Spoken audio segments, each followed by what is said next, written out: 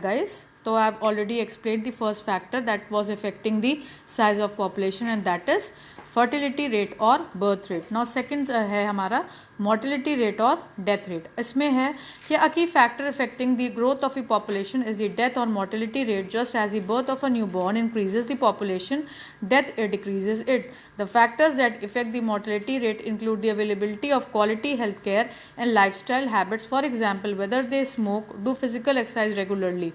यानी कि जो मोर्टेलिटी रेट होता है, अगर बर्थ रेट हमारी पॉपुलेशन को इंक्रीज कर रहा है तो डेथ रेट हमारी पॉपुलेशन को कहीं ना कहीं डिक्रीज करेगा. और डेथ रेट के कई कारण होते हैं. अगर क्वालिटी अच्छी नहीं है, मेडिकल फैसिलिटीज़ नहीं है, हेल्थ केयर अच्छी नहीं है, या लाइफस्टाइल लोगों की अच्छी नहीं, हैबिट्स अच्छी नहीं है. फॉर एग्जांपल, अगर स्मोक बहुत करता है कोई पर्सन या फिजिकल एक्सरसाइज नहीं करता है, तो या उस पूरे पॉपुलेशन में यही हैबिट है, तो वहाँ पर मोर्टेलिटी रेट इंक्रीज होगा, जिसकी वजह से डेथ रेट ऑलरेडी कहीं ना कहीं वो हमारी पॉपुलेशन को डिक्लाइन करेगा. Now death rate refers to the number of deaths per 1000 people in a given geographical area per year. ये भी एक टाइप का रेशियो होता है जिसमें हम लोग 1000 पीपल के बारे में पता करते हैं एक जोग्राफिकल एरिया में और पर ईयर के अंडर में.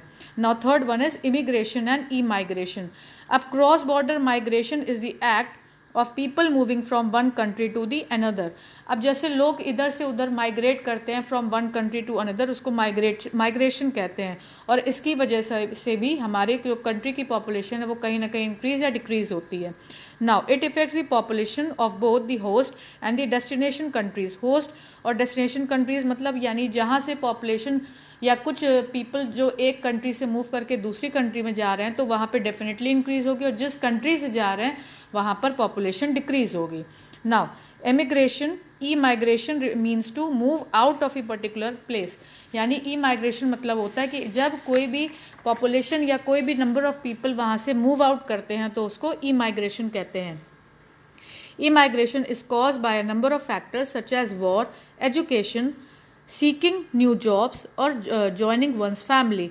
अब ई माइग्रेशन के कई कारण हो सकते हैं. पहला, एजुकेशन. अगर कोई बच्चे को एजुकेट होना है, अपने आप को करना है, या उनको कोई पढ़ाई करने बाहर जाना है, या किसी जॉब की सर्च में वो जा रहे हैं, तो ये सारे कई रीजंस है. लाइक सीकिंग न्यू जॉब्स या जॉइनिंग वंस फैमिली, या फैमिली को ज्वाइन करने जा रहे हैं, तो ये सारे रीज़न हमारे ई माइग्रेशन के हो सकते हैं. When a person E migrates from a country its population shrinks.